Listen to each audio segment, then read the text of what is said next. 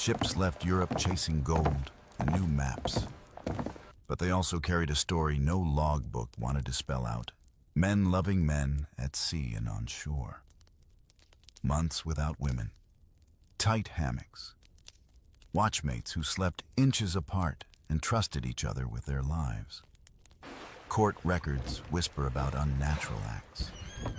Sailors' songs joke about shared bunks. Letters hint at bonds that looked a lot like love.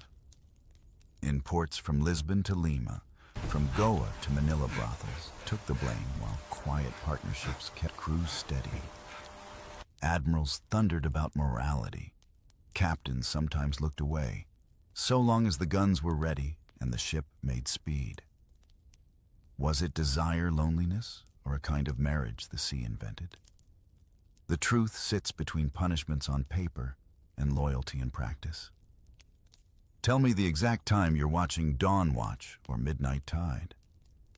If this opened a side of exploration you haven't heard tap, so the next chapter sails a little farther. You stand on a creaking dock somewhere in 1497, the smell of pitch and salt thick in the air. The ships ahead of you, tall, impossible wooden towers gleam under the morning sun, like floating promises. Men laugh too loudly, clap each other on the shoulders, spit curs prey.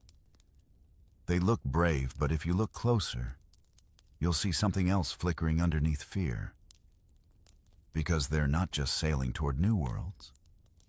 They're sailing away from everything familiar into a silence that could last years. You climb aboard one of these ships, say a Portuguese caravel bound for India, or maybe a Spanish galleon chasing rumors of spice. Either way, the moment your boots hit the deck, you belong to a world where rules from land no longer apply. The church still breathes down everyone's neck, but the priests stay behind. Out here, there are no women, no privacy, no escape. Only the sea and each other. Exploration, as the textbooks tell it, was a story of adventure. But between the lines, it was also a story of isolation of men packed shoulder to shoulder, for months sleeping in hammocks that swung inches apart, eating from the same wooden bowl, sweating through the same endless days. When the sun beat down, when the nights dragged too long, the human need for warmth didn't vanish just because priests said it should. It's strange, isn't it, how the world celebrates these explorers as symbols of power, but never talks about how fragile they really were. Think of Magellan, Columbus, Drake, men who faced storms, mutiny, and starvation, yet never wrote a single honest line about loneliness.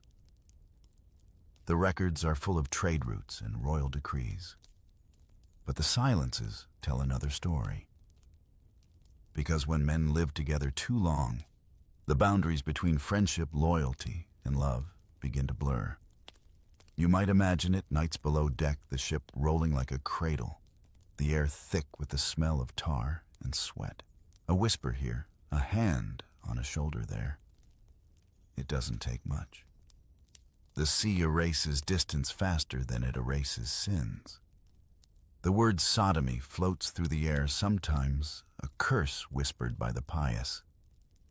But no one dares name names. Out here, judgment is a luxury. Survival takes priority. Of course, the church didn't see it that way. Officially, same-sex relations were a mortal sin, punishable by death in every Christian empire. Spain, Portugal, England, the Netherlands, France all carried the same moral sword. And yet, ironically, they filled their ships with hundreds of men and sent them across oceans for years at a time. It's like locking 100 candles in a dark room and being shocked when one catches fire. Even chroniclers noticed, but pretended not to. The Spanish historian Antonio de Herrera wrote cautiously about indecencies on voyages, but never detailed them.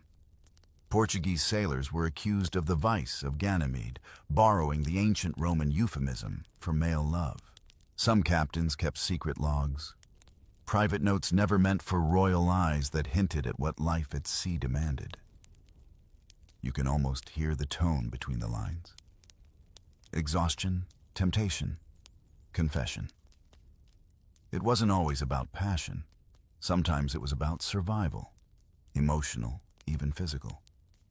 Two sailors forming a bond could mean protection, a guarantee of food, or simply someone to keep you warm in a cold storm. These relationships blurred between practical and intimate in ways the modern world struggles to categorize. Back then, no one used words like gay. They didn't need labels. They just needed comfort. And yet this silence shaped an entire generation of explorers. The sea didn't just test their courage, it quietly remade their understanding of companionship. When you're 1,000 miles from land, the usual moral compass starts to spin. The same hands that fired cannons or hauled sails might in the dark reach out for something softer, something human. You can almost picture it, the irony of a priest's blessing echoing on the dock, followed months later by sailors whispering in hammocks, finding warmth in a world colder than faith could touch. It's not scandal. It's survival wrapped in secrecy. Modern historians still tread carefully here. Some dismiss it as rumor. Others admit that wherever men are isolated, monasteries, armies, ships, human connection takes shapes that don't fit the official narrative.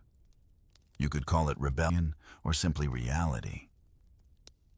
The age of exploration wasn't just about discovering new continents. It was also about discovering new versions of oneself quietly, dangerously beneath the stars. And when dawn came again, when the watch bell rang, and orders barked across the deck, all those whispers vanished into routine. The world would remember their maps, their empires, their conquests. But the small forbidden tendernesses that kept them alive, those would stay locked in the ship's wood unseen, but never entirely gone. The sea doesn't care what you believe in. It just rocks, breathes, and waits. Below deck, that rhythm becomes your whole existence. You wake, you work, you sweat, and when the lanterns go out, you sleep tangled in a forest of swinging hammocks, each one holding a man who dreams of home or of another man's warmth. They call it brotherhood of the mast, but that's only half the truth. Brotherhood sounds noble, doesn't it? It smells of courage and camaraderie, not loneliness. But if you lived it, you'd know the other half, the quiet glances, the shared jokes that carry too much meaning, the hands that linger a second too long when passing a tool. Imagine spending months surrounded by nothing but the same 30 faces, the same jokes, the same bodies. Privacy, forget it. You eat together, wash together, bleed together. You know who snores, who hums in his sleep, who mutters names under his breath that don't belong to any wife. When men live that close, boundaries blur like ink on wet paper. The officers like to pretend that discipline kept things pure, that the threat of flogging or hanging could stop human need. But even discipline wears thin at sea. The hammocks are strung barely 2 feet apart any closer, and they'd be sharing one. So when darkness falls, and the sea hums below, what's another inch? It wasn't always love. Sometimes it was comfort. Sometimes power. The stronger man could claim protection over a younger one, calling it mentorship. The crew whispered another word for it. But no one reported it. No one dared. The ship was too small to hold secrets, and too big to hold truth. Some captains ignored it entirely, understanding that enforcing piety in the middle of the Atlantic was like trying to stop waves with your hands. Others went hunting for sin, sniffing it out like bloodhounds. The punishment for unnatural acts could be brutal lashes, imprisonment, or being thrown overboard in the name of purity. And yet, strangely, the same captains sometimes kept favorite servants, young pages they took everywhere, whose duties extended far beyond cleaning boots. It's easy to moralize from the shore.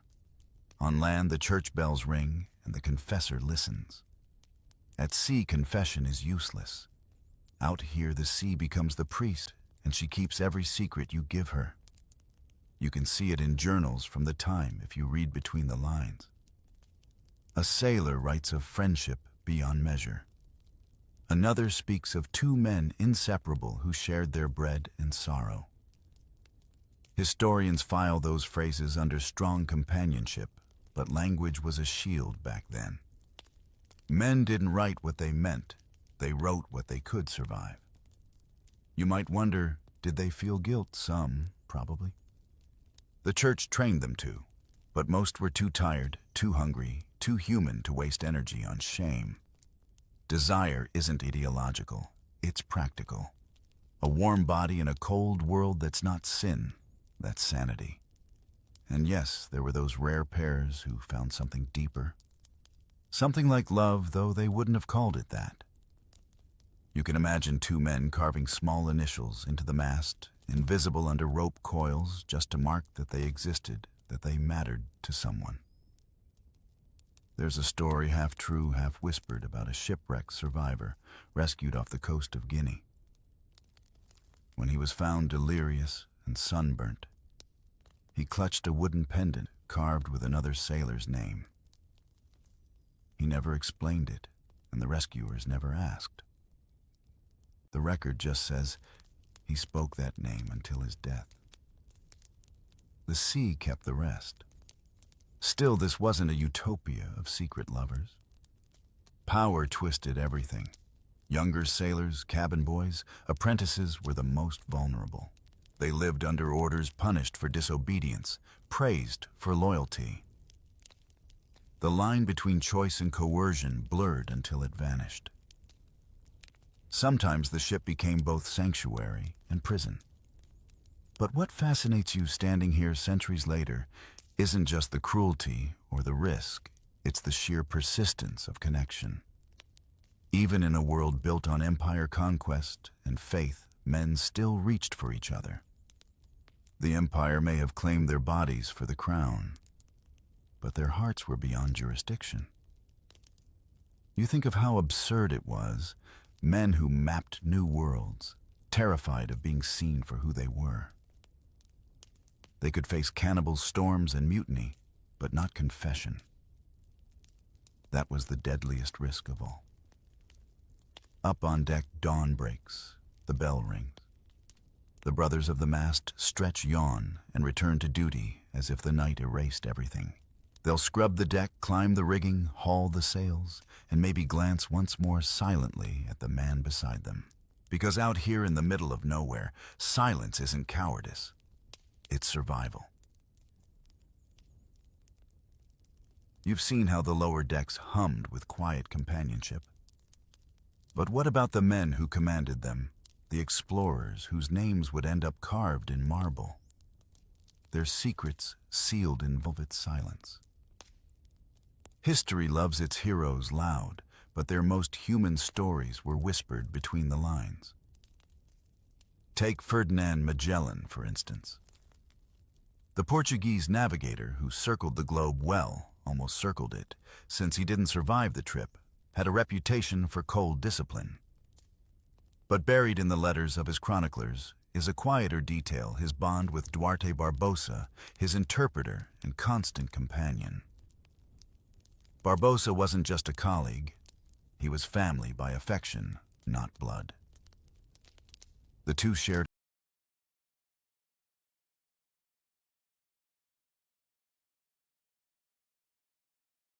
a cabin, shared meals, shared decision-making.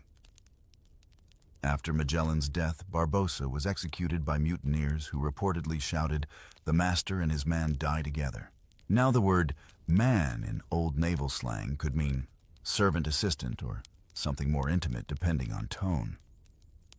Historians debate it as if intimacy between men must always be footnoted out of existence.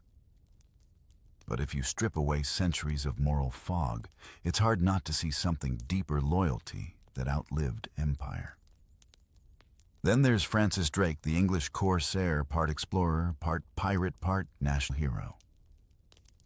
In his journals, there's mention of a page of singular devotion named Thomas Doughty, Doughty was accused of treason during the circumnavigation voyage, tried aboard ship, and executed on Drake's personal order. But even Drake's crew whispered that it wasn't treason that killed Doughty. It was love soured by pride. Drake had shared his cabin with him, and when the partnership fractured, it became deadly. Does that sound familiar?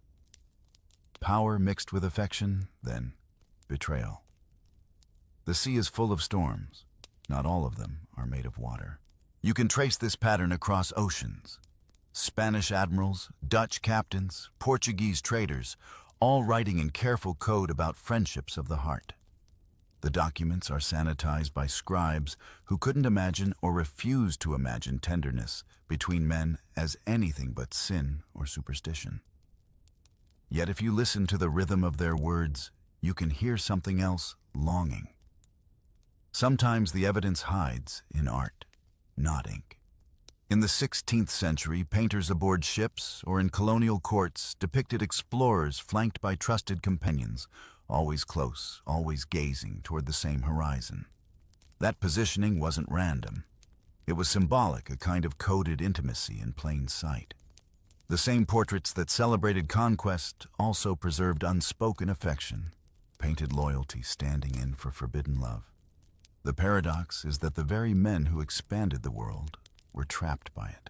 The church crowned them instruments of God's glory while quietly threatening their lives for what they felt.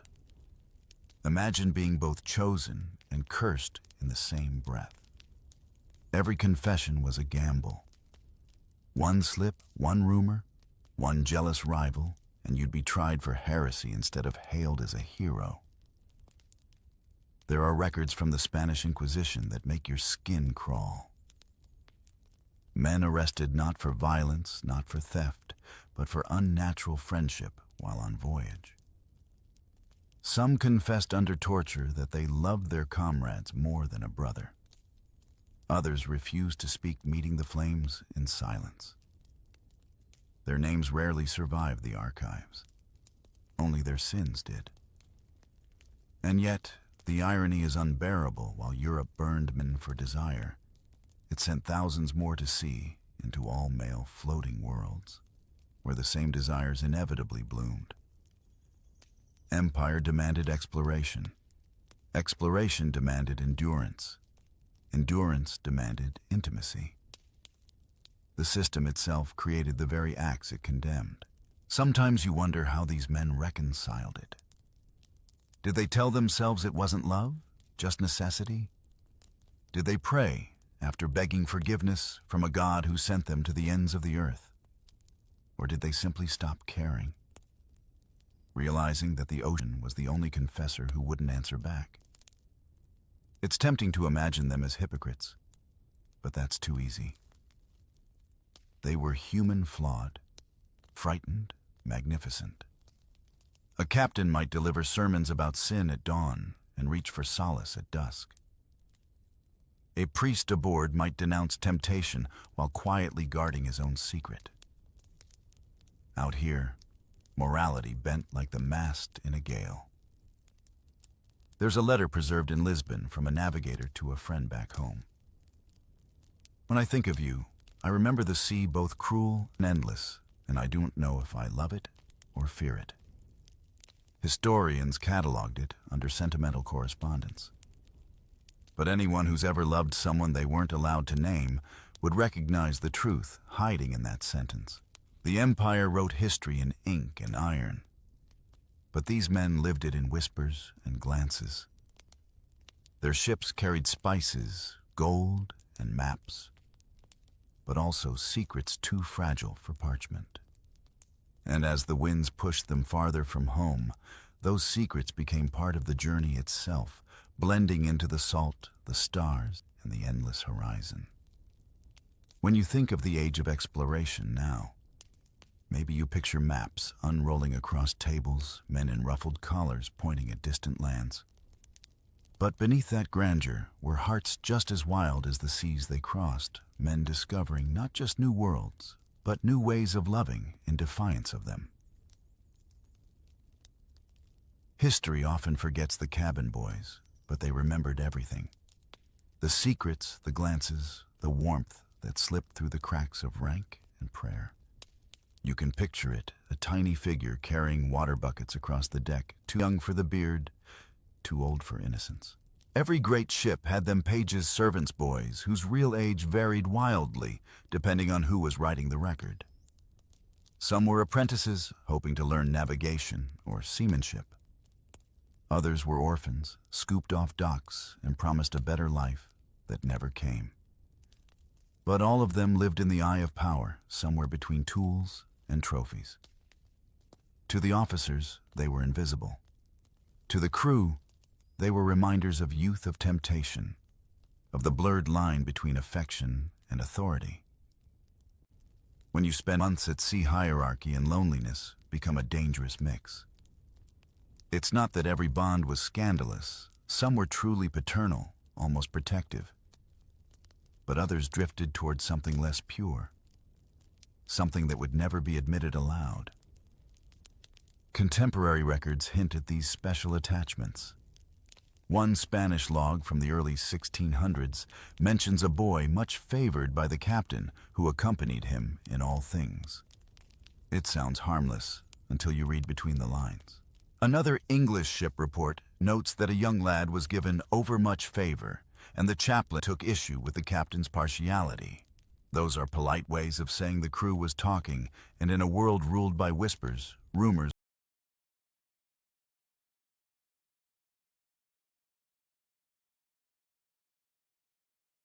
were as dangerous as storms. Still, the truth was messier. On long voyages, relationships between older sailors and younger companions weren't always predatory. Sometimes they were the only form of tenderness, allowed a mentorship that crossed into intimacy, because there was no other language for care. It's hard to call it romance when it grew from desperation, but it's equally wrong to call it evil when it gave someone a reason to survive. Think about it this way. A ship is a world that eats softness. Kindness becomes currency. A shared blanket in a storm, a whispered joke in the dark. These were small rebellions against the brutality of sea life. The cabin boys became both witnesses and participants in that fragile humanity. There are letters written by sailors decades after their voyages, mentioning unnamed companions with startling tenderness. One wrote, "I still remember the lad who brought me my supper when I could not stand from fever.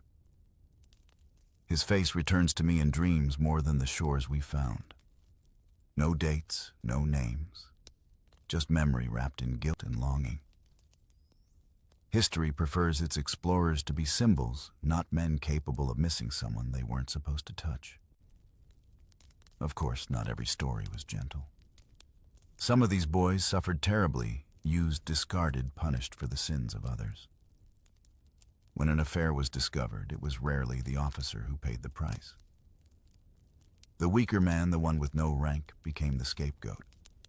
He might be whipped, humiliated, or accidentally left ashore at the next port. In some cases, records show they were simply thrown overboard for cause unsaid.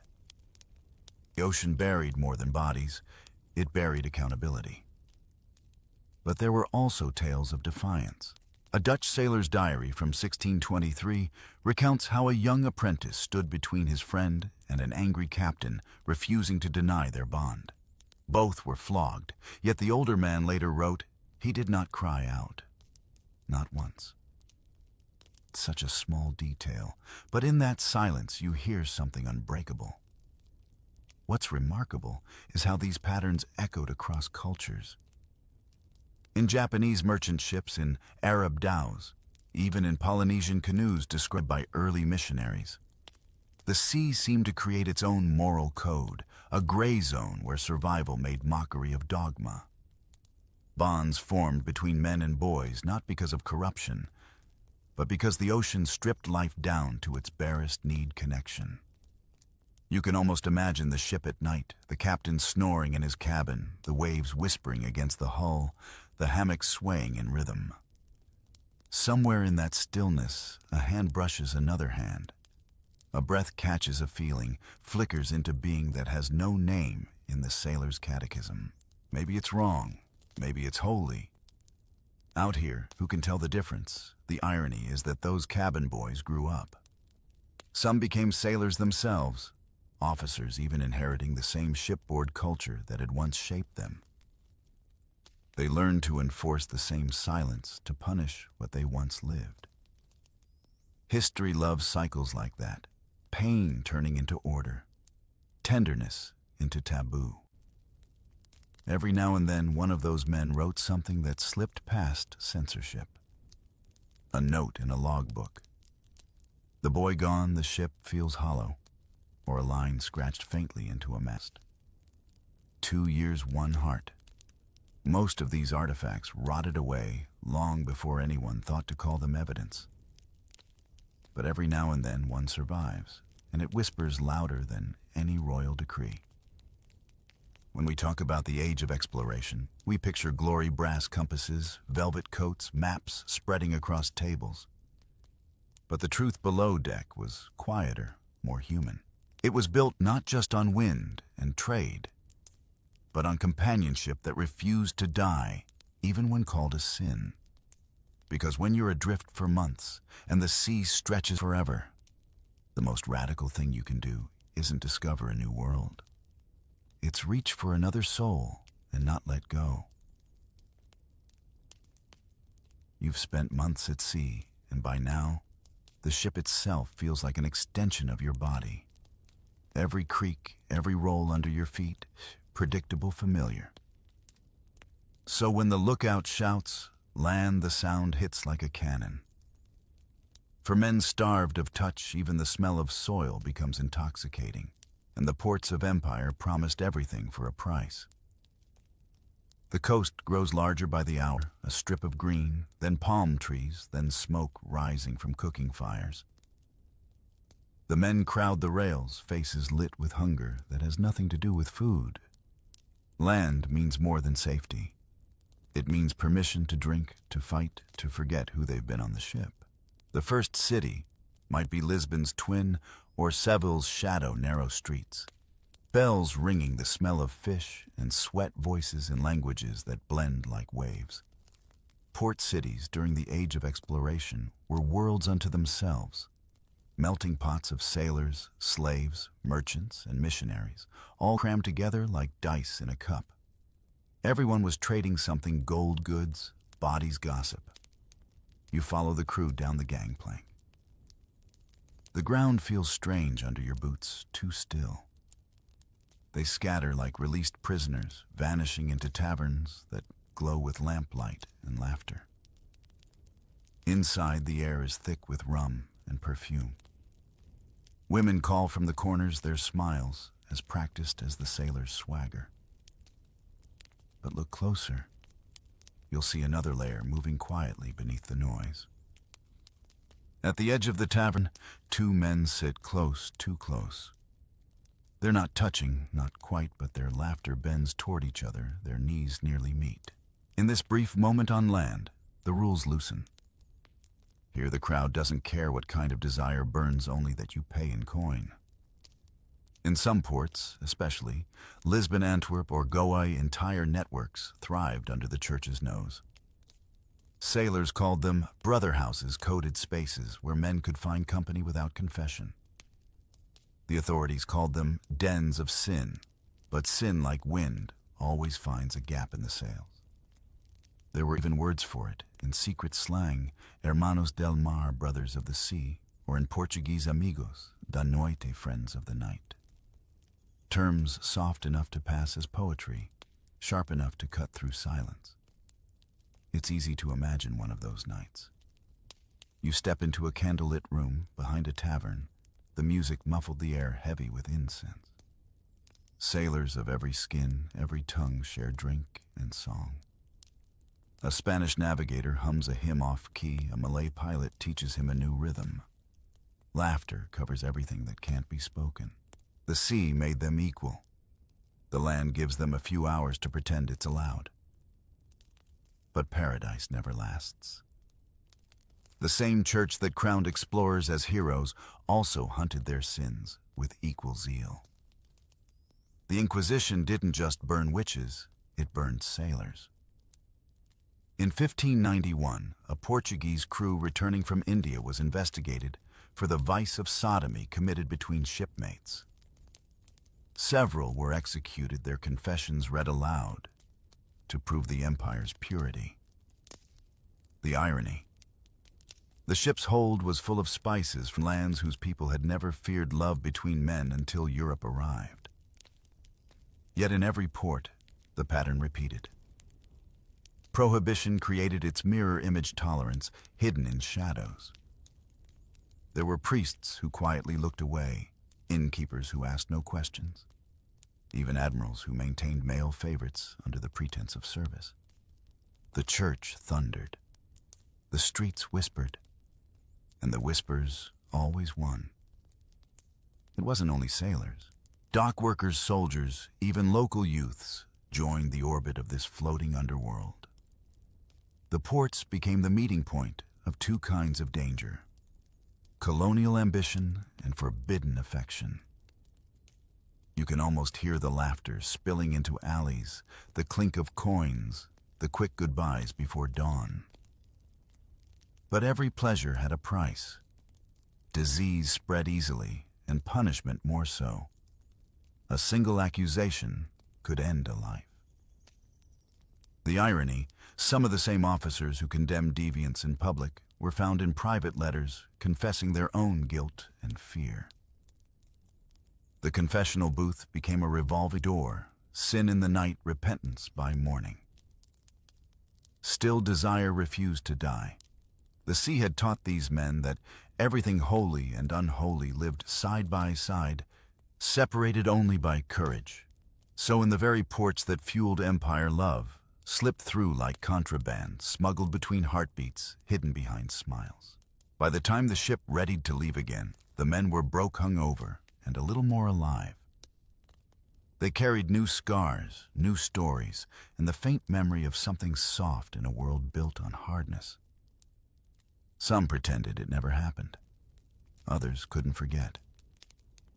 And as the ship's anchor lifted and the sails filled once more, you could almost feel the weight of what stayed behind, not gold, not spice, but the quiet proof that even in an age of conquest, desire always found its own route. The age of exploration spread the word of God on every wind, but behind every cross raised on foreign soil stood men still begging for forgiveness they didn't understand. By the time you sail back into European waters, the scent of incense replaces that of salt. The ports glitter with cathedrals, stone sentinels of faith rising above the same docks that once hid the sins of their builders. The Inquisition's banners still flutter in the breeze, and somewhere behind those walls a monk sharpens a quill ready to write down another confession that might end in flames. You see, the explorers didn't just bring home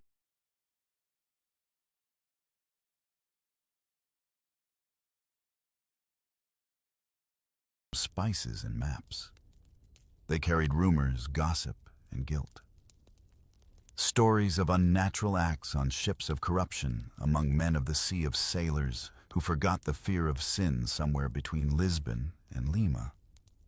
The church heard, and it reacted the way all powerful institutions do, with fear disguised as holiness. The official term was the crime against nature. The punishment varied by rank. A noble might face quiet exile or penance. A sailor could be whipped, branded, or hanged from the yardarm before the eyes of his crew. The message was clear. Discover the world if you must, but don't discover yourself. There's something almost tragic about it, isn't there? These men faced storms, starvation, and mutiny, but they trembled most before a confessor's chair. Some historians note how the confessional became a kind of theater. Sailors wept, priests sighed, and both pretended absolution was simple. Say 3 Hail Marys and sin no more. Then they went back to sea and sinned again because the ocean doesn't recognize decrees. But here's the part history often forgets. Not all men of faith were executioners. Some were witnesses, silent, conflicted human. There are letters from friars who served as chaplains on voyages describing their sorrow at seeing young men bound by affection the church forbids. One Franciscan wrote, "They loved each other as Jonathan and David did, though the world would call them damned." That's not condemnation, it's heartbreak. And still, the machinery of piety ground on. The Spanish Inquisition kept meticulous records, names, ages, details. In Mexico City, a trial in 1578 condemned more than 40 men accused of sodomy. Some were burned, others strangled first to spare them the sight of their own pyres. Witnesses spoke of a brotherhood of seamen who met in secret to drink, dance, and imitate the gestures of women. The chroniclers sneered, but the image is haunting, a flicker of joy, punished with fire. Meanwhile, in Portugal, royal decrees thundered against the same vice, even as the crown funded voyages that stranded men together for years. One can almost hear the hypocrisy creaking louder than any ship's hull. The same empire that preached purity relied on the labor of the condemned. The same faith that built missions across oceans couldn't cleanse its own contradictions. You might think the sailors feared damnation. In truth, many simply adapted. They confessed when required, lied when necessary, and learned to speak their desires in code. They called each other brother, friend, fellow of the watch. The church could outlaw words but not glances. It could silence tongues but not touch. In ports like Manila or Goa, where the Spanish and Portuguese empires brushed shoulders with ancient Eastern cultures, something remarkable happened. Ideas began to mix. The friars who came to convert the locals found themselves baffled. In these lands, men sometimes lived as women. Some women took wives. Love between same-sex partners existed openly, even ritually. Missionary diaries from the 1500s speak of men who dress as maidens and are loved as such. To the priests, it was horror. To the sailors, it was revelation.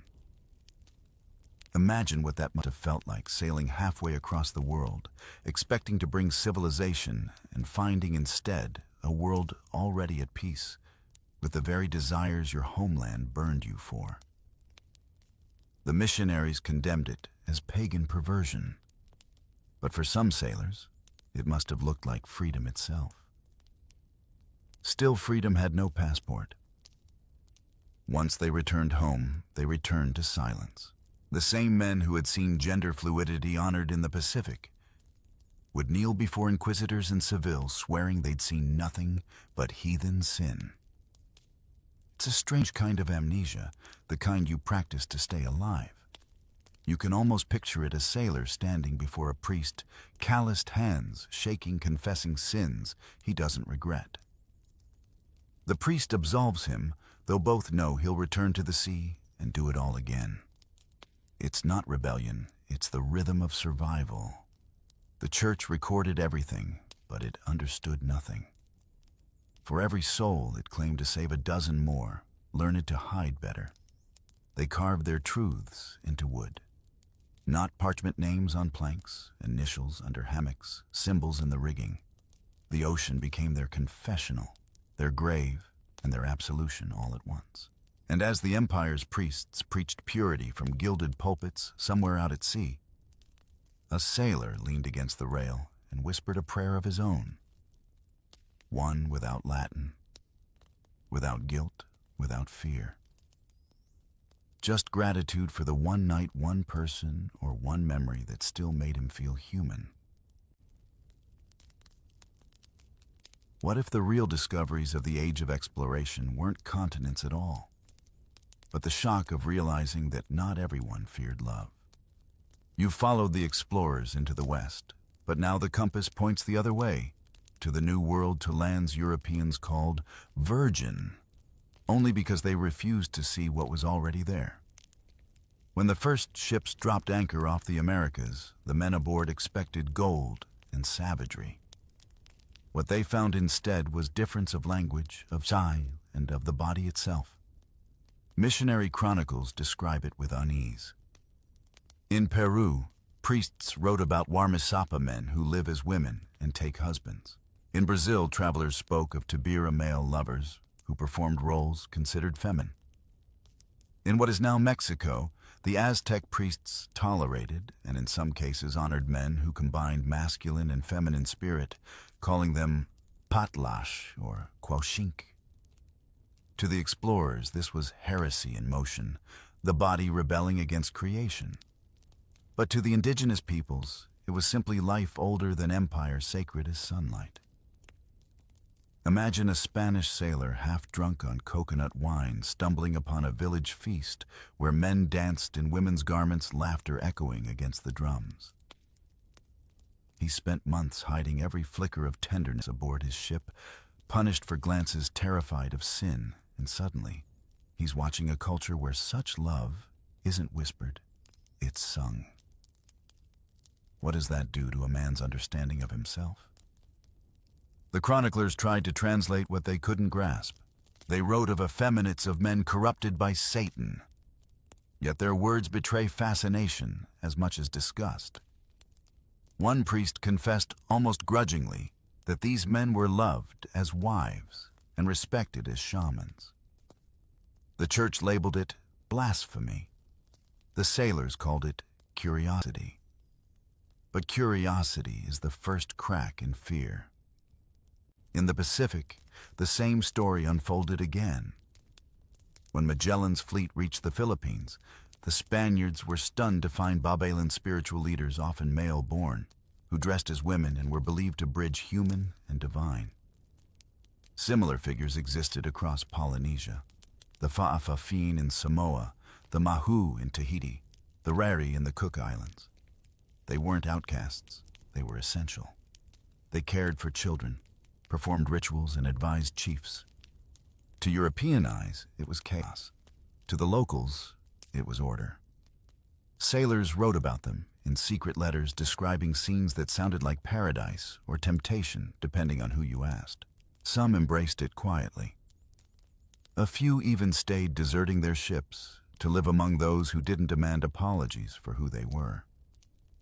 Others returned home torn in two, carrying a truth they couldn't speak without dying for it. The encounters changed both sides, though not equally. Missionaries worked tirelessly to erase what they saw. They baptized, burned, and rebuilt until only the European idea of sin remained. But not everything vanished. Even centuries later, those third-gender traditions survived, hiding in folklore, resurfacing in modern names and identities. The world the sailors found refused to be silenced completely. It's impossible not to wonder how many explorers envied what they saw. Men who had hidden their hearts in hammocks and confessions now stood face to face with entire communities that saw love not as crime, but as balance. Did they look into those eyes and feel the weight of every sermon they'd ever heard crumble? Did they realize that the world was far bigger than their priests had told them? One anonymous sailor's journal from the 16th century, found centuries later in a Lisbon archive, describes such a moment. These people have no shame in affection, neither between men nor women. They hold it as joy, not wickedness. Perhaps they are closer to God than we. The last line was crossed out in ink, likely by a later censor. But the ghost of it still bleeds through the page. Of course, not every encounter was peaceful. The same explorers who marveled also destroyed. Indigenous lovers were punished, their shrines torn down, their words translated into confessions. The colonizers' god demanded conformity, and when the people refused, the explorers wrote them off as monsters. But for every church built on their ashes, something lingered, a memory that refused to drown. You can almost see it, a European sailor sitting by a Pacific fire, listening to songs he can't translate, watching two men laugh like it's the most natural thing in the world. For a moment he feels the weight of empire lift, replaced by something gentler, something that feels like truth. He doesn't name it because naming things is what breaks them. He just sits there watching, knowing he'll never see anything like this again. When he sails home, he'll say nothing. But his silence will carry the memory of that freedom, the realization that the world he thought he knew is a lie.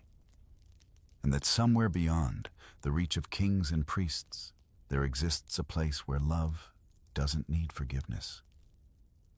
And though history would bury that memory under centuries of conquest, the ocean keeps it still drifting between continents, humming in the waves like a secret too stubborn to die. By now, you've seen the sailors who hid their feelings, and the priests who punished them. But you haven't met the ones who slipped between both worlds, those who rewrote the rules entirely. Sometimes the bravest explorers didn't cross oceans. They crossed the boundaries of gender itself. The sea has always been a place for reinvention.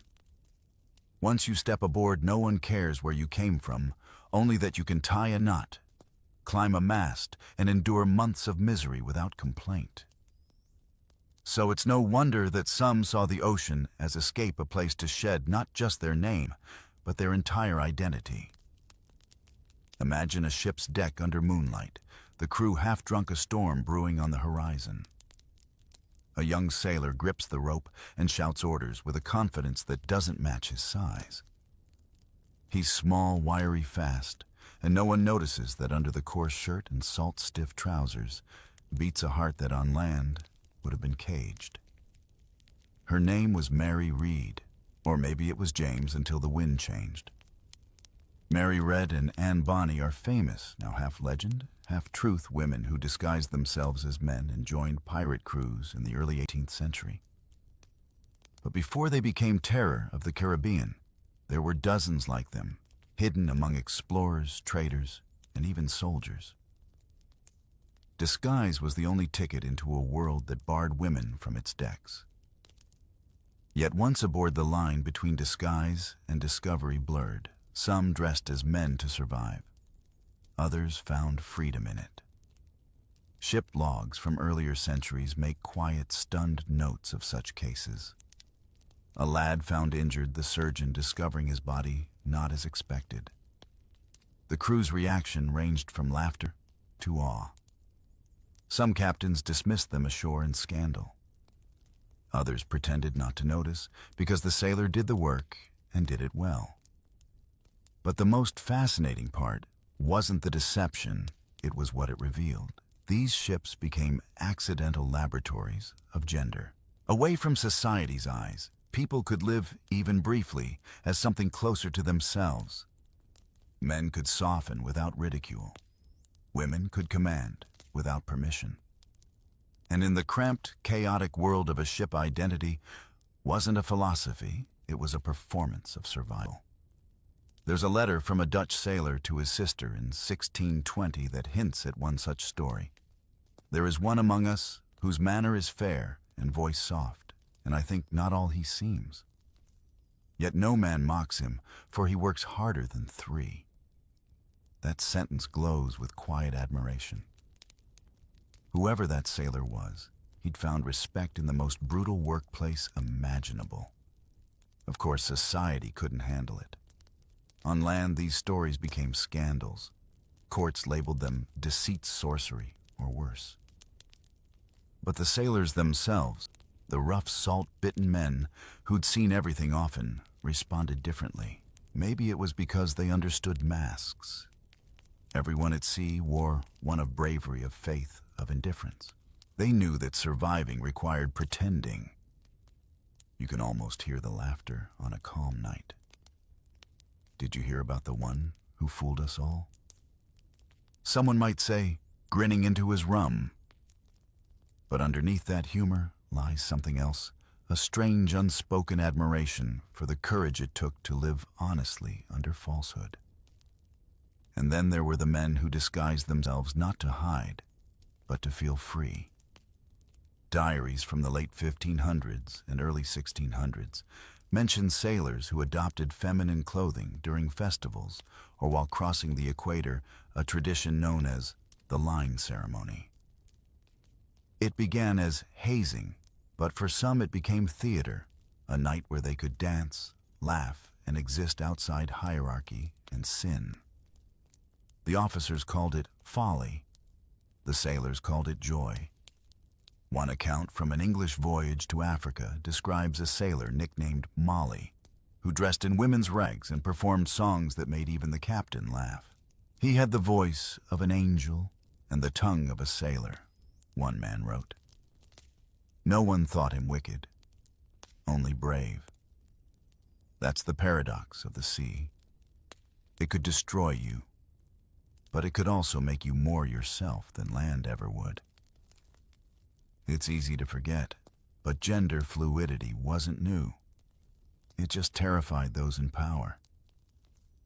Indigenous Pacific societies had celebrated it for centuries. European sailors rediscovered it by accident. Disguise, performance, and affection blurred until the sea itself became a stage where identity could shimmer and shift like sunlight on water. But when these ships returned to port, the masks had to come off. The same sailor who laughed in a dress one night would bow before the priest the next morning. The same woman who lived as a man would be forced back into corsets and obedience. Yet for a brief time on the waves, they'd touched something sacred, the freedom to exist without explanation. You wonder what it must have felt like standing on deck, hair whipping in the wind, body dressed in borrowed clothes, but soul finally at ease. They were explorers too, not of land, but of self. And if the age of exploration taught anything, it's that the greatest voyages aren't always the ones that make it onto maps. By now, the sea has become a mirror showing you not the world's shape, but the people it reshaped. Empires drew their borders in ink and blood, but below-deck love drew its own invisible maps. When the explorers became colonizers, the relationships between men didn't disappear, they just changed ports. Empire ran on distance, far colonies, far governors, far from the moral gaze of home. And distance breeds amnesia. A man could leave Spain or Portugal wrapped in guilt and arrive in Manila or Havana, reborn the ocean-washing confession off like salt. Out there on the edges of empire, the rules softened. Colonial outposts were small, tight-knit, and desperate for familiarity. Administrators, soldiers, priests, and sailors shared cramped quarters again, echoing the ship's strange intimacy on land. And where there are walls and heat and boredom, there are secrets. The Inquisition still existed, yes, but it moved slowly. Surveillance required paperwork, and paperwork lagged behind the tides. So the empire became a paradox, a machine built to control desire, yet constantly powered by it. Letters from the 1600s whisper of friendships of peculiar devotion between officials. In the Philippines, the Spanish governor's secretary was quietly transferred after rumors of his fondness for male attendants. In Goa, a Portuguese officer was reprimanded not for the act itself, but for scandalizing the locals by displaying affection. The punishment wasn't for love, but for visibility. The empire could stomach anything, as long as it wasn't seen. And yet the locals did see, and often didn't care. Indigenous and mixed communities across Latin America and the Pacific had long recognized third genders or fluid roles. They understood affection between men as part of human nature, not rebellion. The European colonizers who arrived thinking they were bringing civilization often ended up quietly absorbing some of that tolerance. Imagine a Spanish soldier stationed for years in Guam or Peru. No wife, no church nearby, just the same few faces under the same brutal sun.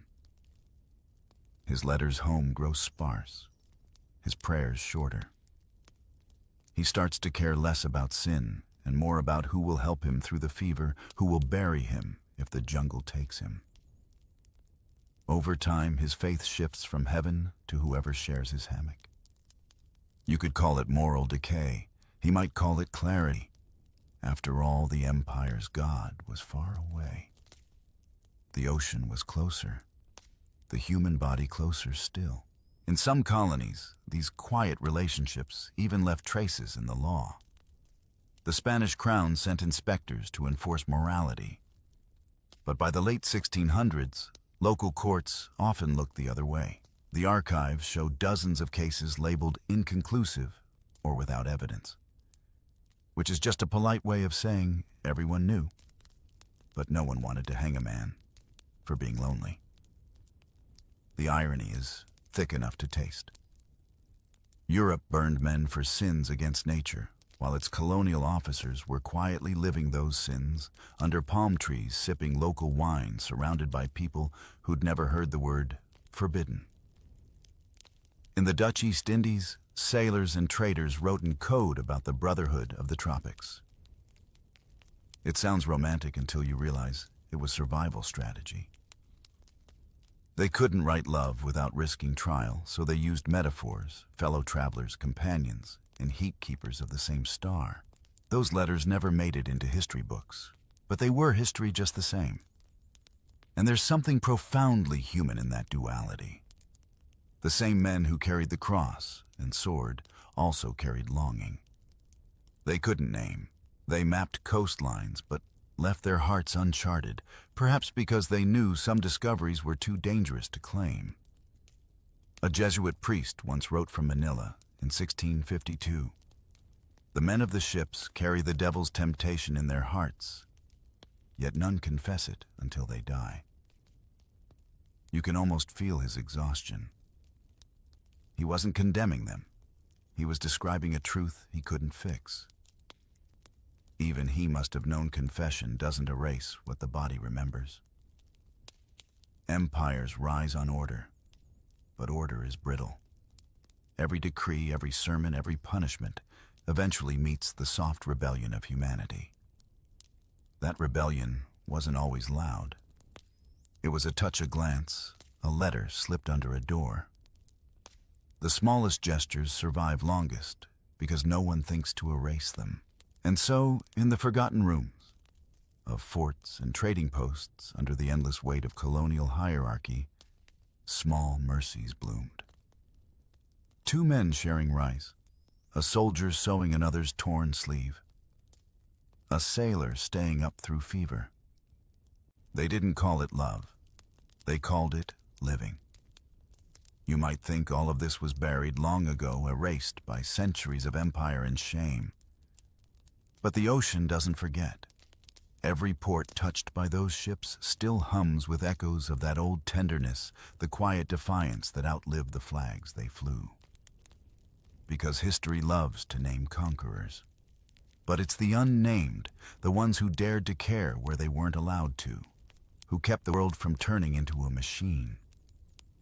And somewhere beneath the same stars, those sailors once followed their unspoken maps. Still shine traced not in ink, but in longing. Every empire sails home eventually, but the sea keeps what it wants, and some secrets are too beautiful to drown. By the time you return to Europe, the age of exploration has turned into the age of memory. The ports are still busy, the cathedrals still echo, but something has shifted. You've seen too much to believe the old stories of purity and sin. You've seen tenderness in hammocks, courage in disguise, devotion punished, and love survive in silence. You've seen how the ocean, in its endless hunger, also became the only place where the forbidden could breathe. When you walk the cobbled streets of Lisbon or London, you hear ballads about brave captains and lost sailors, about storms survived and lands claimed. But you know that the real stories were never written down. The songs that survived talk of glory. The ones that mattered talked of loneliness. And the difference between them is the difference between empire and humanity. It's strange how history edits itself. The same men who carved the world into maps erase the parts of themselves that didn't fit. Church records are full of confessions that end abruptly. He repented and died, as if that's the whole of a man's life.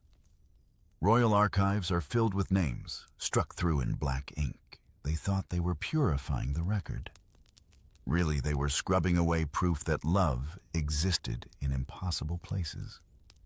You think of all the ghosts still at sea, the unnamed sailors who whispered vows over rum instead of rings, the explorers who wrote letters they could never send, the cabin boys who grew old and told no one, the priests who buried their guilt in salt water. They're gone, but their silence is still audible. If you listen closely, the sea hasn't stopped telling their stories, only changed its language. Every wave that breaks against the shore carries something of them. Every port city that once punished the vice of sodomy now holds pride parades under the same flags their ships once bore. The irony would make them laugh, maybe even proud. The world they built even by accident became one where love finally learned to speak. It's easy to think progress happens in revolutions and declarations, but sometimes it starts in whispers. Two men reaching for each other under the cover of night. A disguised woman refusing to apologize for her freedom. A sailor watching the horizon and realizing that the world is far wider than the church ever said. You can still trace their fingerprints on art, on folklore, on every myth about brotherhood at sea. The modern sailor's tattoo of an anchor, for instance, began as a quiet symbol among those who couldn't speak their truth. It meant, "I've found my place." Most wore it for luck.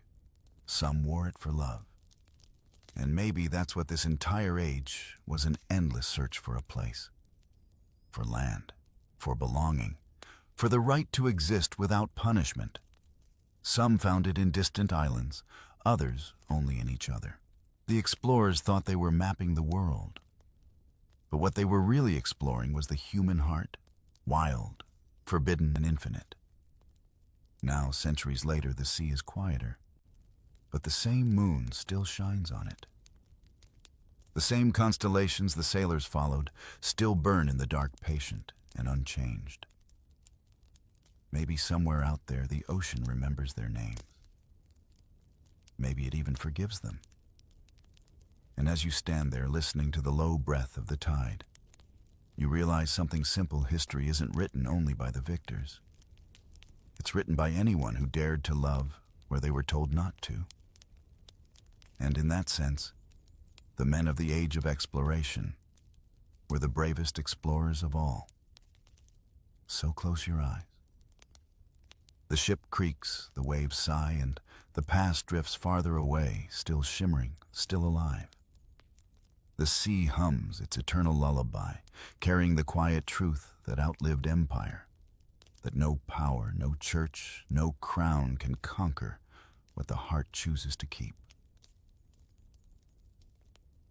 The waves may have hidden their secrets, but hunger never stayed silent. After all the longing, the loneliness, and the whispered sins of the sea, another question gnawed just as deep. How did these men even survive months, sometimes years, without land or harvest? So what did sailors actually eat on those endless voyages across the edge of the world? The first thing the sea takes from you isn't your sleep, your sanity, or even your faith. It's your appetite. You set foot on the deck expecting adventure, maybe even glory, but by the end of the first week, you're staring down a wooden bowl of something gray and wondering if dying of boredom would taste better. The sea teaches you fast food isn't about pleasure anymore. It's about not collapsing during your watch. The smell hits first, salt everywhere in everything. It's in your clothes, your hair, your teeth, even your dreams. And when you eat, it's in that too. The rations are meant to last months, sometimes years. They're built not for taste, but for endurance. The moment you sail out of port, the clock starts ticking not just for your mission, but for your supplies. So what do you get? Flour, peas, salted beef, or pork oatmeal cheese if you're lucky, and hardtack those rock-like biscuits that sailors swore could survive a war and a wedding. You eat the same thing today, tomorrow, and next month. No spices, no vegetables, no comfort. Just food is a mathematical problem. But the real cruelty is how fast everything changes. The first week, the barrels are still fresh and morale high. You eat bread that still tastes faintly of wheat meat, that still remembers it was once an animal. By the third week, everything turns sour. Barrels leak, rats get bold, and the air below deck starts to smell like a damp tomb. And yet, you still have to eat. Sometimes a man might carve a joke into his biscuit before biting down just to make himself laugh through the pain of chewing. The humor helps. The splinters of weevil shell do not. If you've ever left a loaf of bread out for a month and then tried to eat it, you've barely scratched the surface of what meal means out here. The officers don't eat much better, though. They'll pretend otherwise.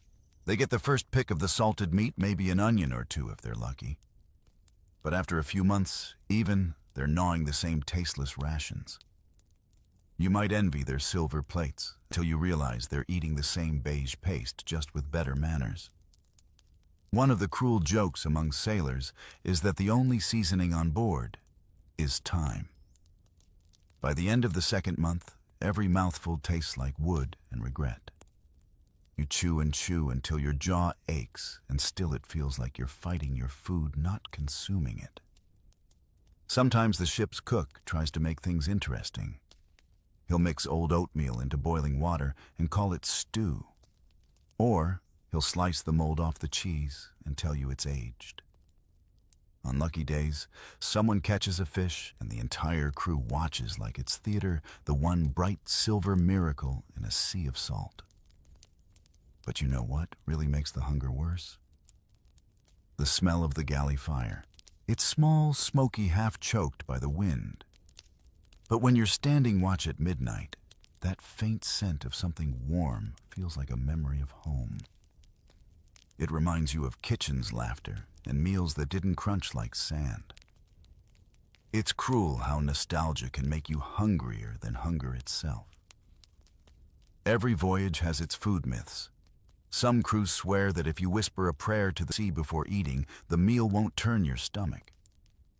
Others joke that the biscuits taste better after being soaked in rum, or that if you close your eyes long enough, you can pretend the salt pork is chicken. Anything to survive the monotony.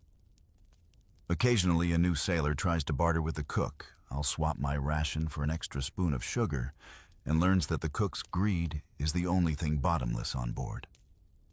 The real veterans just grin and chew.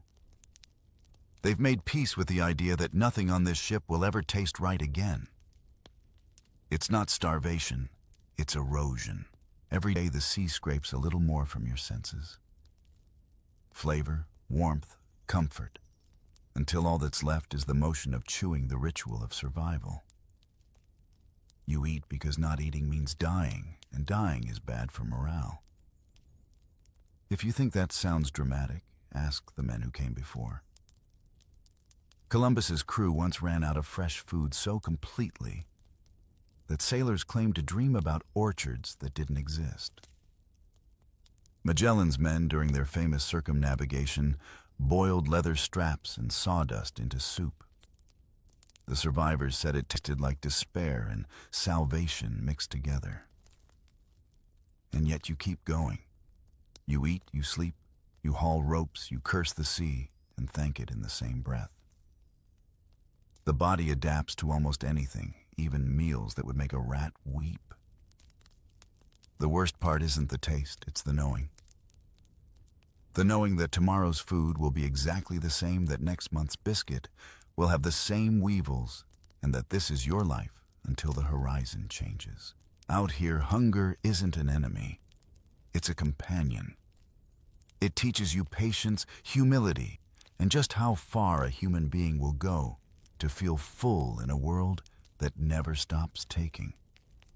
You thought bread was a comfort food until you met hardtack. It's not bread so much as an endurance test, a cruel little relic of empire baked into oblivion.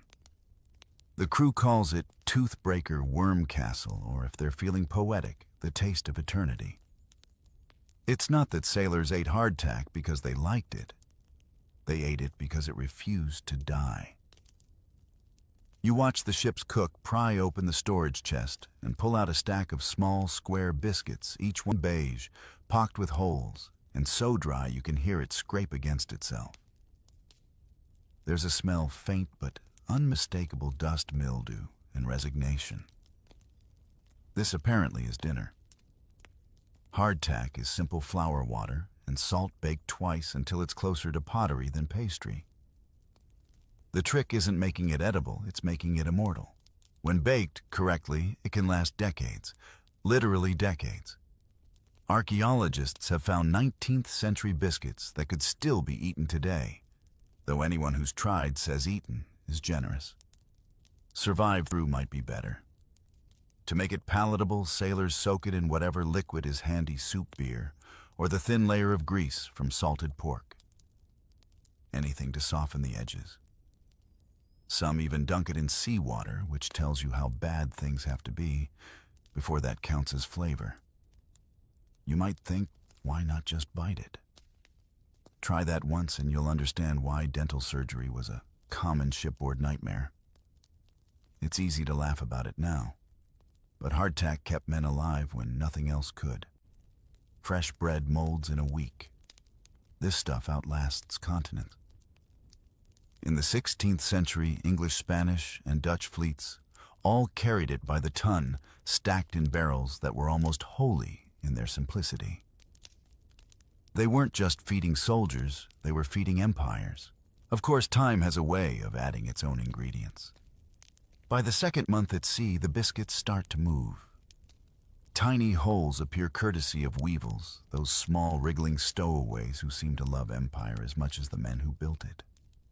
You tap the biscuit on the table, and out they crawl, a protein bonus no one ordered. There's a rule among old sailors: don't eat after dark. Not because of superstition, but because it's better not to see what's in your bowl. Crunching is fine if you think it's the biscuit. It's worse when you know it isn't. The thing is, after a few months, no one complains anymore. Taste becomes abstract.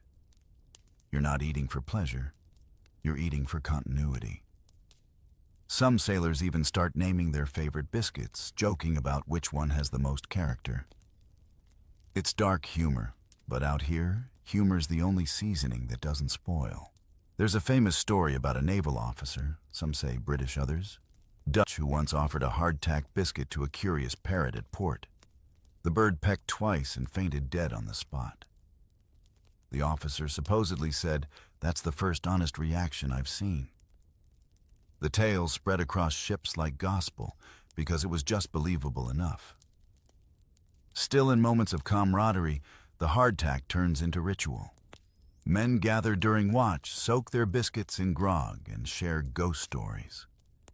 The hardtack becomes something symbolic, shared misery transformed into community. If everyone's eating the same brick of despair, at least you're suffering together. When sailors returned home, they told stories about this unkillable bread. Some even brought a piece back as a souvenir carved with initials, like a keepsake. There's a preserved biscuit from 1588, part of the Spanish Armada, still hard enough to knock nails into wood. That's how history survives, baked, solid, inedible, unyielding. You might think of your own modern equivalents, energy bars, that promise shelf lives, measured in decades, instant noodles that never truly die. Hardtack was the same idea born centuries earlier. Food engineered not for enjoyment, but for endurance. It's humanity's stubbornness in edible form. Occasionally, a kind captain might add molasses or raisins to the dough, turning toothbreaker into toothache. Sweetness was rare enough to make sailors weep with joy. But most voyages couldn't afford that luxury. The ingredients had to survive, not seduce. And yet, despite its misery, hardtack became a kind of comfort, not in flavor, but in familiarity. When everything else rotted, when storms destroyed half the stores, when rats chewed through the flour sacks there, it was dry, solid, unchanging. You could rely on it. You could hate it, but you could rely on it. There's something poetic about that, in a bleak way. The same biscuit that tasted like sand also held civilization together. Empires rose and fell on the strength of men who could keep chewing when they should have given up. You might laugh at the thought of eating something so wretched. But then again, if the choice was between starving in the middle of the Atlantic or biting into a rock disguised as bread, what would you choose? Exactly. You'd chew. And in that act, no matter how miserable, you join the long, salty lineage of sailors who learned that survival doesn't always taste good, but it does taste necessary. You'd think the bread was bad enough, but wait until you meet its companion, salted meat. If hardtack was the ship's anchor, salt beef was its ballast, heavy, constant, and impossible to escape. Salted meat didn't just preserve sailors, it also preserved misery. The first time you see the barrels opened, you almost wish they'd stayed shut. The smell hits before the sight, a sour fog of brine and decay that curls into your nose and refuses to leave. Inside are chunks of beef and pork packed so tight they look fossilized, slick with salt crystals that glitter like frost. The sailors call it salt horse because it might as well be. Every day the cook hacks off a portion with a cleaver that's seen more action than most of the crew. He drops it into a pot of boiling water, but no amount of cooking softens it. The meat emerges looking defiant, rubbery, and gray. You try to chew, but it chews back. Some sailors claim the only way to eat it is to swallow it whole and let your stomach fight the battle instead. In theory, the salt keeps the meat from rotting. In practice, it just slows down the process long enough for everyone to pretend it's edible. On long voyages, barrels swell with gases from bacterial decay. The staves creak, ooze, and sometimes burst, releasing what one journal called a perfume of death and soup. And yet you still eat it, because what else is there? The ration system was strict: a pound of meat per man, 3 times a week, alternating between beef and pork. The officers got the better cuts. The common sailors got whatever was left, often bone and gristle. To make it last, everything was brined until the texture was closer to jerky left in the rain. Some joked that the meat had been salted not once but twice, once by the butcher and again by the ocean air. It wasn't just disgusting, it was dangerous. The salt dehydrated men faster than they could drink, and the brine water they used to cook with was often contaminated. Some sailors developed what they called meat madness, a kind of feverish nausea that came from eating the same preserved flesh for months. Others simply gave up trying to digest it and tossed their rations overboard, hoping the fish appreciated the gesture. Of course, the officers didn't want to hear complaints.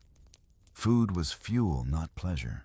Captain James Cook himself wrote in his journals that sailors must eat as their betters decree, for choice is an indulgence not suited to the sea. Easy for him to say.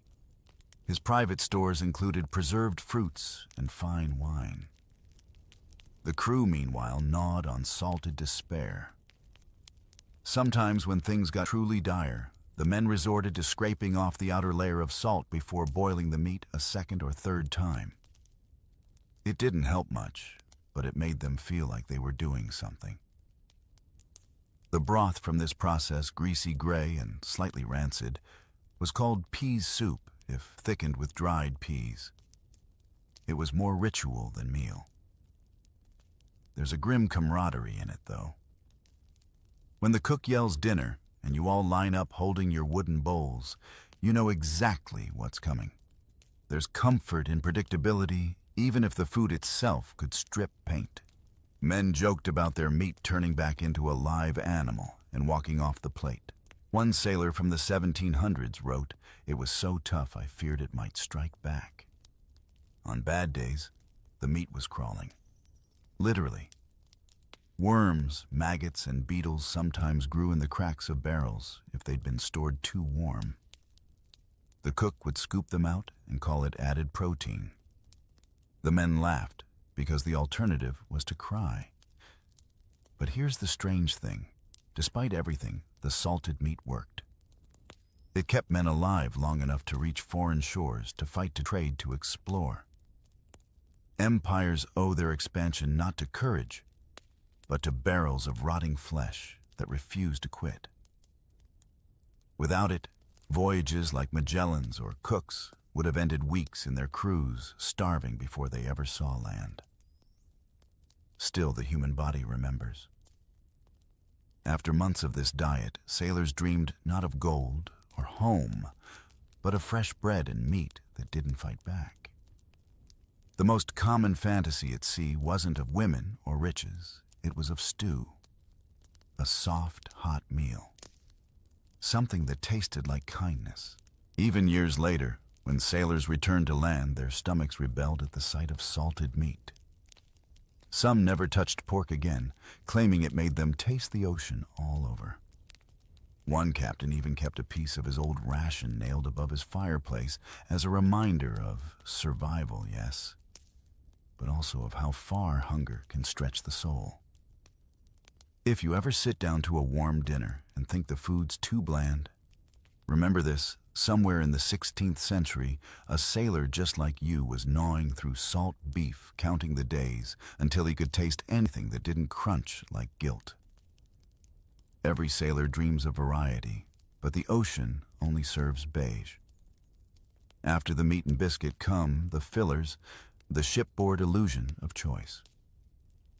Dried peas, oatmeal rice if you're lucky. They sound wholesome, don't they? But don't be fooled. These aren't the comforting foods of a cozy breakfast. They're gray, mushy, and taste exactly like the inside of a damp barrel. You stand in line at the galley again, holding your tin bowl, watching the cook ladle out something that could be porridge or punishment. Peas pudding, he calls it. Though there's not a trace of pudding about it. Just boiled peas mashed into paste, mixed with pork grease, and left to sit until it sets like plaster.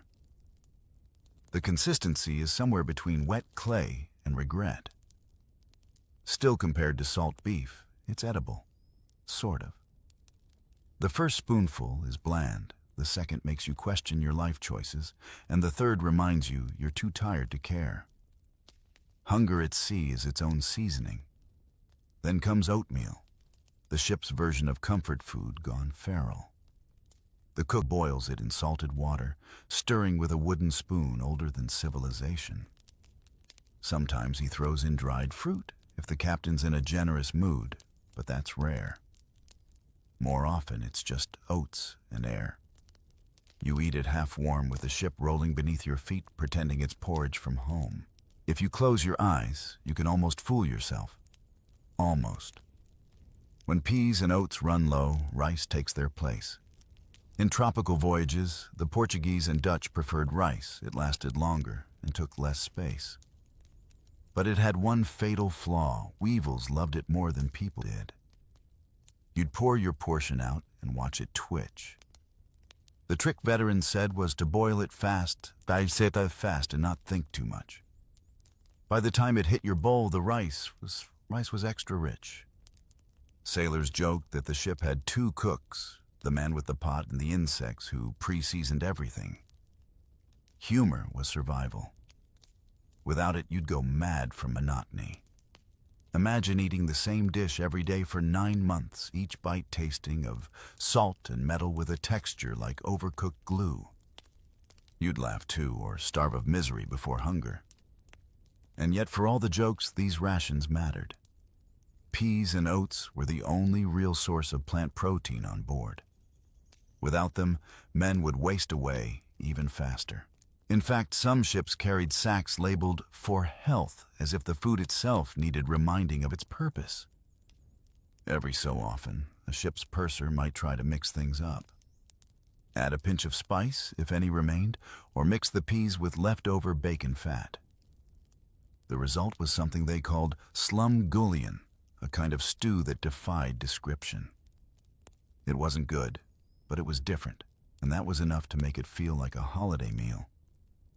One journal from an English voyage in 1620 describes the crew celebrating Sunday pudding, a concoction of oatmeal molasses and boiled fat.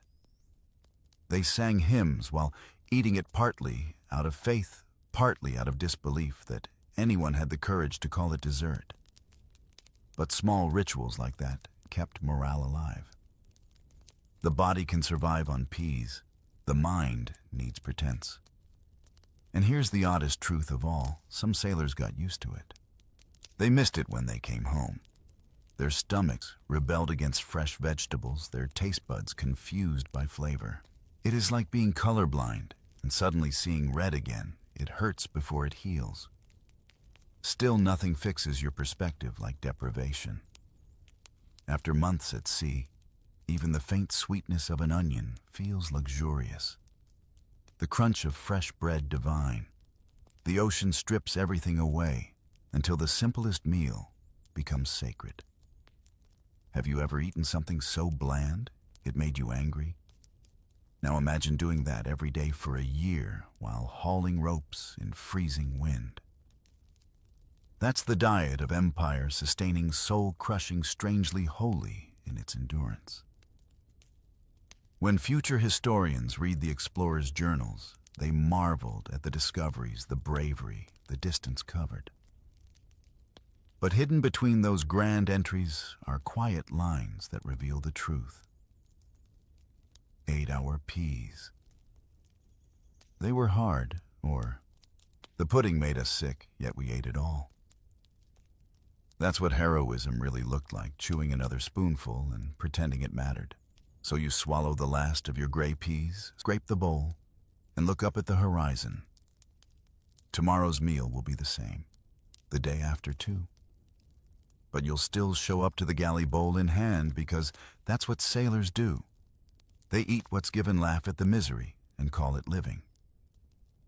By now your tongue has forgotten what flavor is, and your teeth dream of retirement. Then one blessed morning something changes the smell. It's not salt, not grease, not despair. It's fresh. At sea, a single orange can feel like a miracle sent by God himself. It doesn't happen often. Maybe once every few months, or only when the ship first leaves port. Fresh food is too precious to last. The barrels of salted meat might fill the hold, but the real treasure sits in small crates tucked under tarps. Onions, garlic, lemons, maybe a few apples or even live hens clucking softly in a corner. They're not for luxury. They're medicine. The captain guards them like gold. The officers get the first taste, the surgeon the second, and the crew, well, they wait. But sometimes, only sometimes, the wind blesses you. A fair catch of fish, a lucky hunt on a distant shore, or a ship's stop at a tropical island where the trees hang heavy with fruit. You remember it like a dream. The first bite of something alive, an apple crisp enough to echo in your skull, a lime bursting with juice. The sourness shocks your tongue so hard, it almost hurts. Men laugh, cry, or simply go quiet. They chew like they're afraid it will disappear if they blink. Magellan's men during their circumnavigation once landed on Guam after months of sickness. They traded trinkets for coconuts and sweet palm fruit, and diaries record that some of them wept as if for salvation. It wasn't poetry, it was biology. Their bodies were starving for vitamins, especially vitamin C. They didn't know the science yet, but they could feel it. Fruit meant life. Still, supplies never lasted long. Oranges, rotted potatoes sprouted, and hens eventually became dinner. One unlucky voyage of the Dutch East India Company recorded a tragic-comic note. Our goat intended for milk has expired from boredom. Her meat, though tough, was gladly received. When food spoils, you eat the story instead. Even the sea sometimes gave gifts. Flying fish leaping onto deck sharks, trailing the hull turtles sunning on distant reefs. Sailors would catch whatever they could, no matter how strange. Turtle soup, roasted shark, even seabird stew, anything that didn't taste like the ship. A fresh meal could turn mutiny into laughter. On English ships, cooks occasionally brewed soup using beer instead of water. It sounds disgusting, but it kept the broth from spoiling. In tropical voyages, coconut milk played the same role, offering both fat and hydration. Imagine the confusion of European sailors, tasting something creamy and sweet. After months of chewing salt bricks, it must have felt like witchcraft. Then, there were the rare moments of trade. In ports like Cape Verde, Goa, or Tahiti, sailors swapped buttons, nails, or cloth for fruit and local dishes. Some wrote of roasted breadfruit, grilled fish wrapped in leaves, or fermented drinks that made them forget the ocean entirely. But these feasts were fleeting.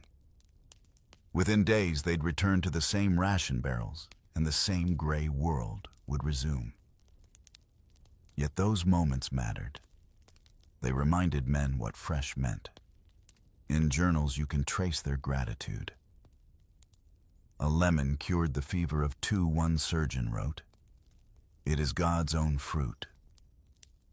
Centuries later, when Captain James Cook proved that citrus prevented scurvy, it wasn't innovation, it was rediscovery. Sailors had known all along. They just hadn't been believed. Still, for every miracle of fruit, there were tragedies of misjudgment. Ships sometimes stocked live pigs or chickens, hoping for months of meat. But confined animals fared no better than men.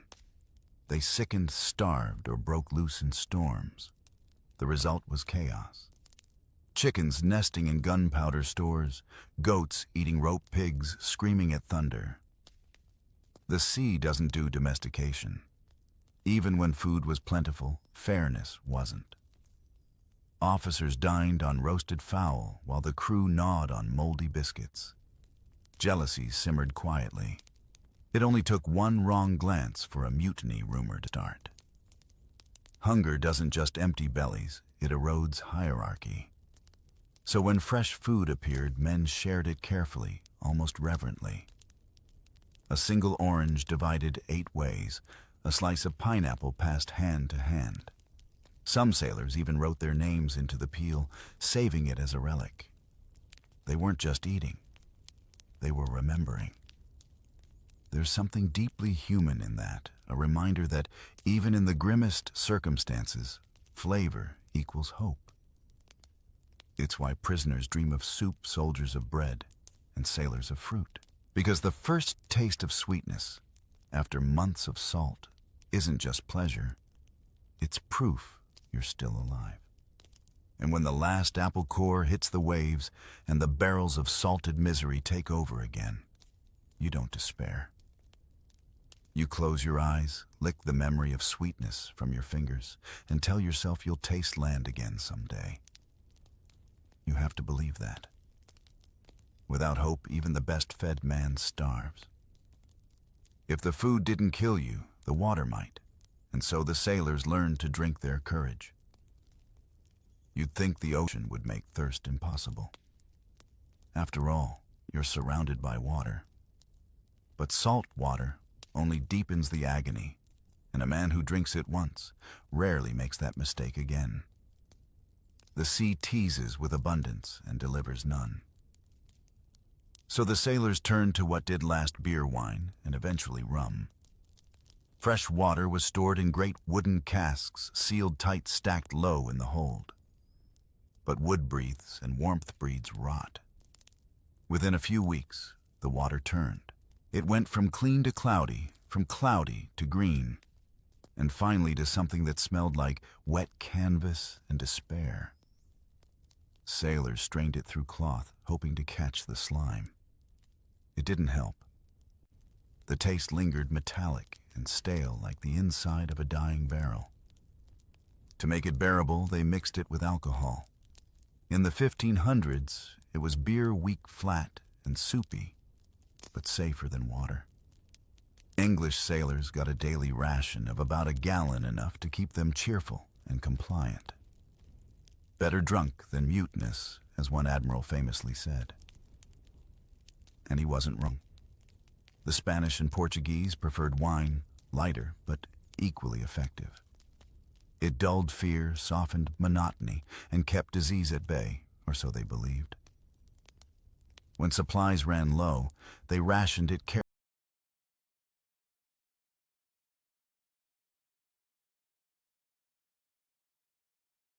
carefully, watering it down, which only made it spoil faster. The joke went that the best way to know if a ship was near home was to check how sober the crew had become.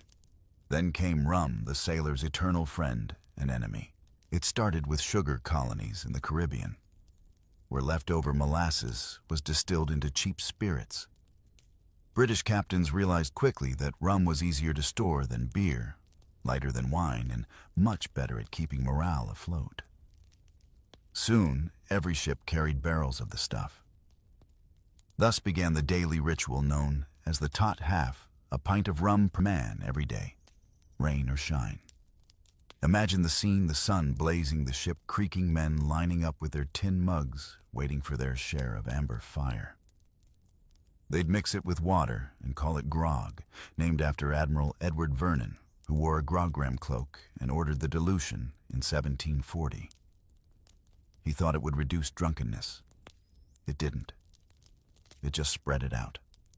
Sailors toasted everything and nothing: the captain, the weather, the rats. Rum made the world tolerable, at least until it didn't. Fights broke out. Accidents multiplied. But even captains who scolded the practice knew the truth: a sober crew was a dangerous one.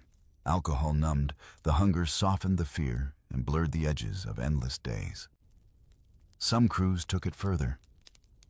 They used spirits to disinfect wounds, trade in foreign ports, or even barter among themselves. A mug of rum could buy a man's watch duty or silence.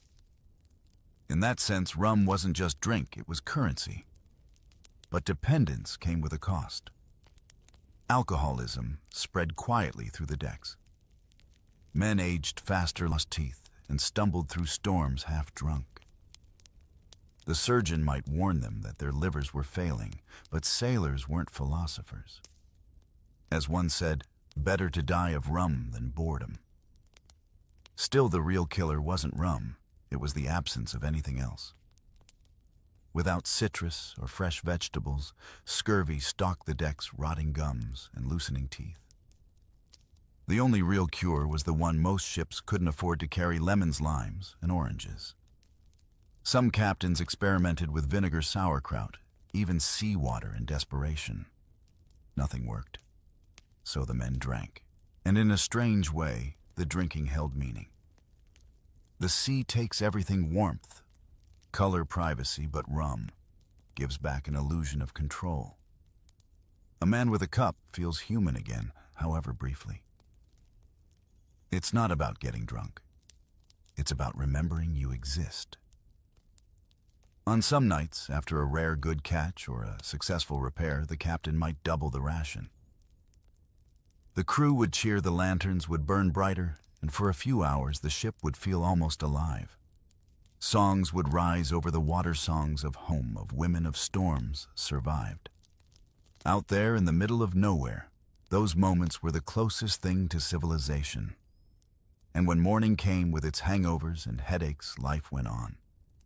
The cook ladled the same gray peas, the deckhands swabbed the same boards, and the ocean rolled on, indifferent.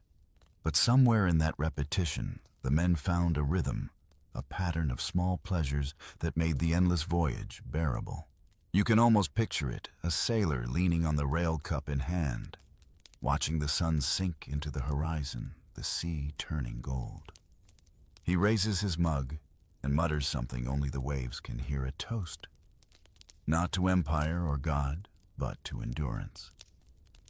Because sometimes survival tastes like salt and fire mixed in a tin cup. There are many ways to die at sea, but few are as slow, humiliating, and ironic as starving while surrounded by food.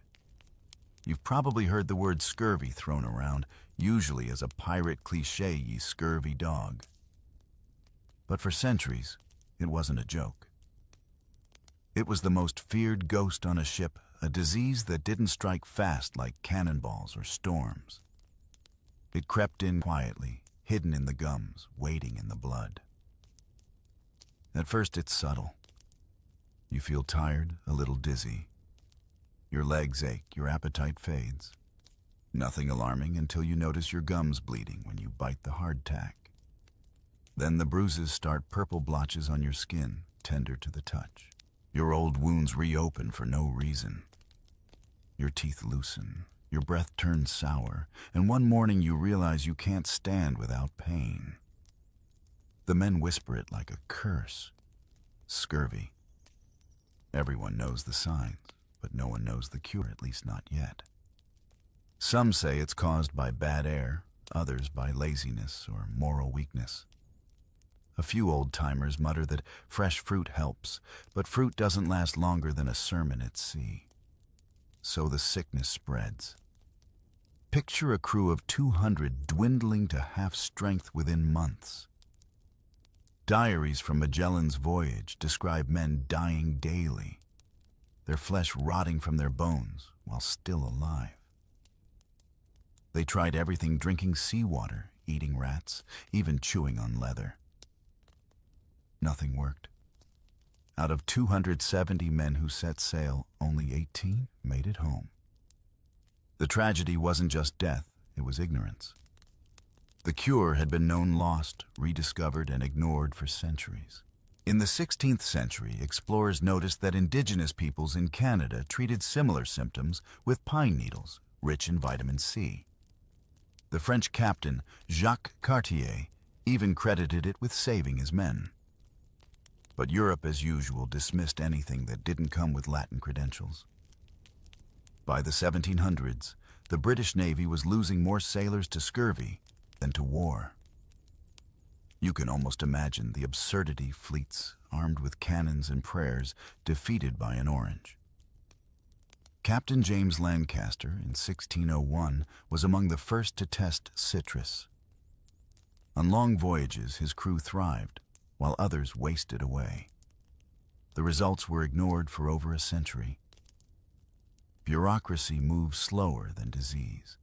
Eventually, a Scottish surgeon named James Lind conducted what was arguably the world's first clinical trial aboard the HMS Salisbury in 1747. He divided sailors with scurvy into 6 groups and gave each a different remedy: vinegar, seawater, sulfuric acid, nutmeg, and finally 2 oranges and a lemon a day. Within a week, the citrus group could walk again. It was miraculous, undeniable, and then promptly forgotten for 40 more years. It wasn't until Captain James Cook in the late 1700s enforced citrus consumption that the curse was broken. He carried barrels of sauerkraut lemon juice and malt extract. His men circumnavigated the globe without losing a single life, to scurvy a first in recorded history. To them, he was not just a captain, he was a savior with a spoon. But before that miracle of science, scurvy shaped every voyage like an invisible hand. It warped morale, weakened discipline, and turned ships into floating hospitals. The sick were often laid out on deck, too weak to move, their gums swollen so grotesquely that they couldn't eat even if they wanted to. Sailors nicknamed it the soft death. One journal entry from an East India voyage reads, "We bury them daily, though not deep, for the sea soon takes its due." It's grim poetry, the kind you only write when you've seen too many of your friends slip overboard wrapped in canvas. And yet, amid the despair, sailors still joked. Gallows humor kept them sane. "At least we'll save on rations," one would quip when another collapsed. "Or I'll have your hammock when you're gone." It sounds cruel, but when death becomes routine, laughter is the last rebellion. There's something haunting about how simple the cure was. Not alchemy, not divine intervention, just fruit something any peasant could grow. The age of exploration conquered continents, but nearly lost to a lemon. It's humbling, isn't it? You can almost imagine the first man to bite into a lime after months at sea. The burst of sourness, the shock of flavors so vivid, it must have felt like resurrection. His gums stop bleeding, his strength returns, his face color warms again. It's not just a taste, it's salvation. So the next time you sip lemonade or see a lime wedge on your plate, think of the ghosts it saved. Think of all the nameless sailors who died, reaching that discovery, their bones sinking into the same ocean that now seems so harmless. History doesn't just move through battles and kings. Sometimes it turns on the quiet crunch of citrus between teeth. And as the sea wind howls and the ship rolls onward, the cook's ladle clanks again. Peas, oatmeal, salt pork. The same gray monotony. But now there's one difference, a small barrel of lemons tucked away in the corner, guarded like treasure. And for once, survival has a flavor. If hell had a kitchen, it would smell like boiled brine and burnt hope. You follow the scent down into the ship's belly, where heat and smoke turn the air into soup. This is the galley, the heart of misery, the birthplace of every meal you've cursed since leaving port. It's barely a room at all, more like a coffin with a stove. The walls sweat, the floor sways, the cook swears. He's an old man, or maybe just looks that way. The sea ages people fast. His apron's the color of smoke and grease. His hands are scarred from burns and boredom. He's got one good knife and a temper that could melt iron. Fire's a gift, he grumbles until it decides to move. The stove itself is a monster, a metal box chained to the deck called the caboose. It belches smoke like a dragon with heartburn. Every spark is a potential disaster. You don't think much about fire safety until you realize your entire world is made of wood tar and canvas. One slip, one ember, and everyone's last meal cooks at once. So the cook works carefully, cursing under his breath, balancing pots as the ship pitches. He's a juggler, a priest, a magician of salt. Sometimes he gets creative, throws a handful of whatever he has left into a pot and calls it sea stew.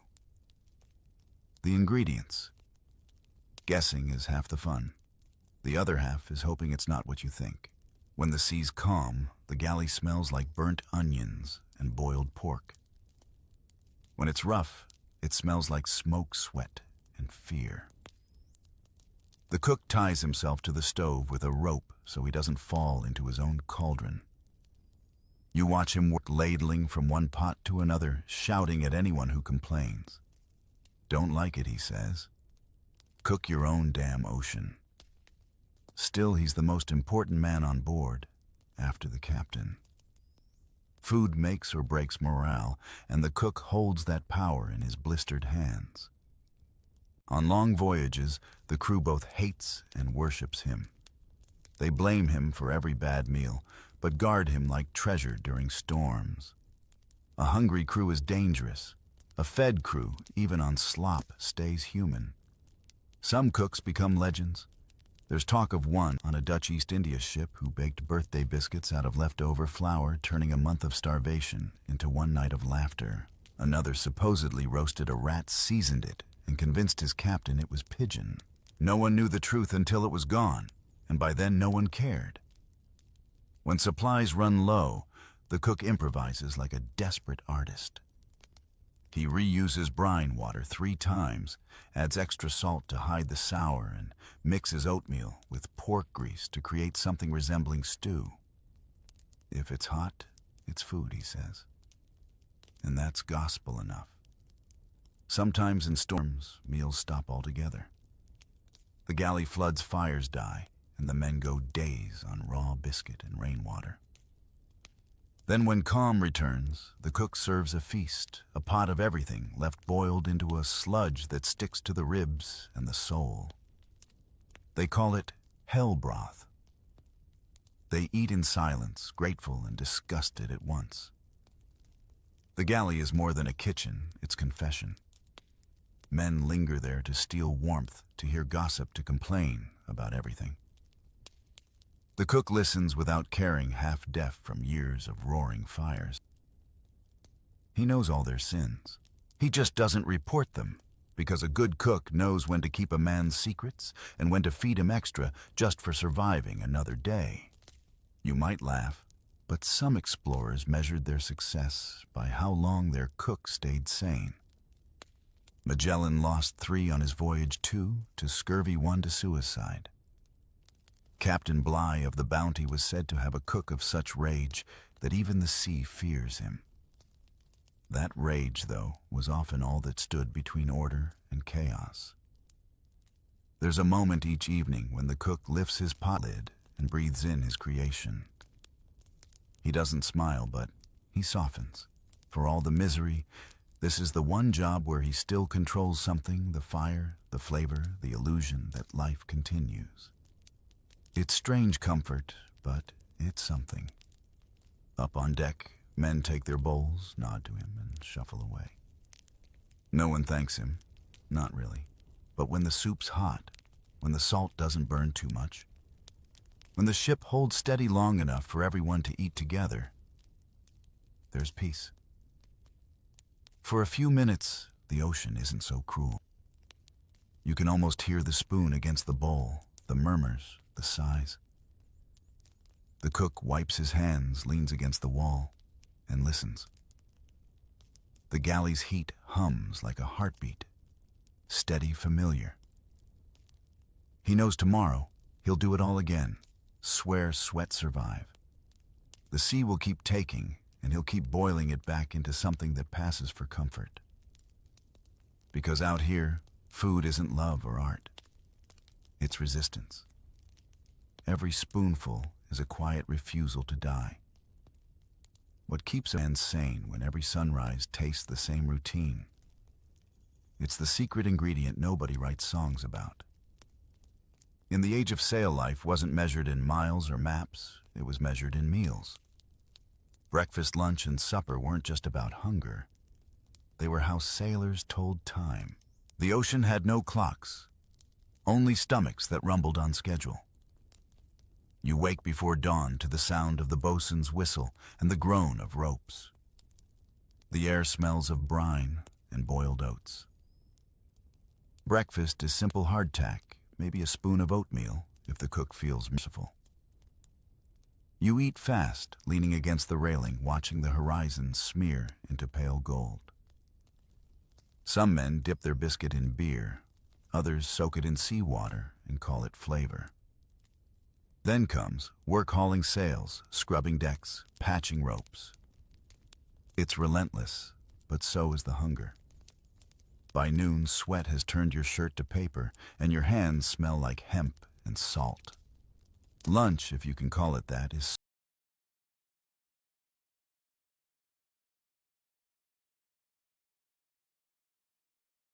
salt pork peas and maybe a cup of grog. You chew without thought, stare at the endless blue, and wonder what day it is. You stopped counting weeks ago. The ship runs on rhythm. Bells mark the hours the same way meals mark survival. 4 bells clean the decks. 6 turn the watch. 8 eat, drink, curse, and sleep. Even misery becomes manageable when it's predictable. You start to crave the repetition. It feels safe in a strange way, like the heartbeat of a terrible but familiar God. Dinner comes at dusk. The sky bruises, purple lanterns sway, and the cook's ladle slaps against metal. Tonight, it's pea soup again. No one cheers, but no one complains either. Complaining takes energy, and energy is rationed like everything else. The men sit in small groups, bowls in hand, sharing stories that sound suspiciously like lies. One swears he once saw a ghost ship in the Caribbean crewed entirely by drowned sailors. Another claims his brother married a mermaid in Barbados. The tales grow taller as the rum flows, and laughter fills the gaps where taste should be. That's the trick of ship life. You season food with imagination. Sometimes during rare calm nights, the captain allows a fancy meal. That means slightly less salt and maybe a slice of onion. The crew cheers like kings. Someone pulls out a fiddle, and soon the deck turns into a dance floor. Barefoot men stomping to tunes older than their grandfathers. For a few minutes, you forget the ache in your bones, the worms in your biscuit, the distance still ahead. The rhythm of food and labor becomes hypnotic. You start to notice how every man eats differently. The old ones savor each bite like prayer. The young ones shovel it in, afraid it'll vanish. Some trade half their portion for an extra drink. Others save crumbs for the ship's rat, calling it their pet of fortune. Even the silence after meals has a pattern. Men lean on barrels, pick their teeth with splinters, and stare at the stars. The ocean whispers beneath them, endless patient. In that stillness, the smallest sensations feel monumental. The weight of a spoon, the scrape of a bowl, the sound of someone sighing contentedly after swallowing something that wasn't rotten. The officers dine separately, of course. White plates, real knives, maybe even a squeeze of lemon. But they envy the lower deck's laughter. Misery shared tastes better than comfort alone. Down here, every bowl is communion. You're not eating food, you're eating proof that you still exist together. There's an unspoken rule among sailors: never eat alone. Not because of superstition, but because loneliness kills faster than hunger. Sharing the same pot, the same bad stew, keeps the madness away. Even if the food's terrible, the company is everything. Once in a while, you catch a glimpse of a flying fish or a pod of dolphins and wonder what they eat. Probably better than you. The thought makes you laugh. Everything out here eats better than sailors. But still, you wouldn't trade it. The land might offer flavor, but only the sea gives meaning to hunger. The nights stretch long. The ship rocks gently. You curl up in your hammock, the taste of salt still on your lips, and feel your stomach finally stop complaining. Outside, the waves keep time like a metronome. You think of tomorrow not with dread, but with a strange kind of comfort. Tomorrow will bring the same biscuit, the same grog, the same labor. And somehow that's okay. Because out here, monotony isn't punishment. It's survival. It's the rhythm that keeps madness at bay. You fall asleep to the creak of wood and the sigh of waves, knowing the next day will start the same way the last one ended, with hunger, laughter, and a bowl of something vaguely edible. And when dawn breaks again, you'll eat, you'll curse, and you'll live. That's what sailors do. You can tell the story of civilization by its menu, but at sea, the story was always about survival. As the voyage drags into its final months, you begin to realize the food isn't just fuel anymore. It's memory. Every bite, every smell, every miserable crumb of hardtack has become a diary of everything you've endured. Salt beef means discipline. Peas pudding means patience. A slice of orange means salvation. Together they've fed more than bodies, they've fed empires. The age of sail wasn't built on courage alone. It was built on rations, bricks of biscuit, barrels of brine, and the stubbornness of men who kept chewing through despair. The explorers who circled the globe weren't dining on luxury. They were gnawing through history one bite at a time. Magellan, Cook, Drake, they all ate from the same grim menu, their victories flavored with mold and salt. You imagine them now, centuries ago, standing over the same cauldron of boiling peas, staring into the same gray broth. They didn't know their names would become legends. They just knew they were hungry. The sea doesn't care for glory. It feeds on pride and it rewards only persistence. By this point in the voyage, your tongue feels permanently salted. You dream in flavors you've forgotten: warm bread, soft fruit, fresh milk. On sleepless nights, sailors murmur in their hammocks about the meals waiting back home. Some whisper recipes like prayers, roasted lamb-buttered potatoes, beer that actually tastes alive. Those words are lullabies, the kind that keep you from breaking. The miracle isn't that they survived. It's that they kept their humanity through it all. A man can face storms and mutiny, but nothing tests his soul like months of eating the same lifeless food. The ocean stripped them bare of comfort, a variety of taste, and what remained was something indestructible, endurance flavored with gallows humor. There's a quiet poetry in it, isn't there? The empire of appetite reduced to salt and crumbs, yet somehow still enough to sustain the dream of discovery. Without these gray, tasteless meals, no one would have mapped the world. Without hunger, no one would have crossed it. Even now, in the 21st century, you can taste the echoes of those voyages. The crackers in your pantry, the canned meat on your shelf, the instant noodles you boil when you're too tired to cook. They're all descendants of the hardtack and salt pork that fed the world's explorers. The same logic endures food that lasts longer than hope. But unlike them, you have choice. You can eat fresh, eat warm, eat sweet. You can turn a tap and drink water that won't kill you. You can leave the table when you're full. They couldn't. And maybe that's why their story still matters, because it reminds you how thin the line is between comfort and survival.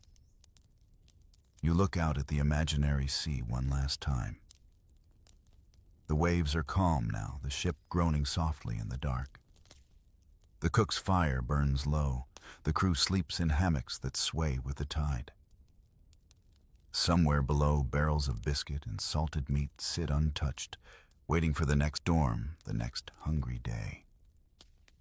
You breathe in, smell the ghost of brine and smoke, and smile. For all the misery, all the monotony, it was enough. It always was. And as the night settles, your eyes grow heavy. You picture the old sailors drifting to sleep on the same gentle rhythm, the creak of the hull, the sigh of the sea, the faint echo of spoons against bowls. The food was terrible, yes, but the story it fed was eternal. Now close your eyes, sailor. The wind is calm, the water steady, and somewhere the cook's ladle still stirs the past. Tomorrow will bring another dawn, another meal, another voyage. But for now, you've earned your rest. Sleep well. You've survived the taste of history. The sea quiets now. The creaking timbers fade to whispers, and the air tastes only faintly of salt. You can almost hear the rhythm of the ship rocking you like a lullaby, written by the waves themselves. Somewhere a lantern flickers, a spoon rests, and hunger finally sleeps. The world feels smaller, softer, safe again. Close your eyes, drift with the tide, and let the ocean keep its secrets. You've journeyed through storms, salt, and silence, and now all that's left is rest. The ship breathes, slow, steady,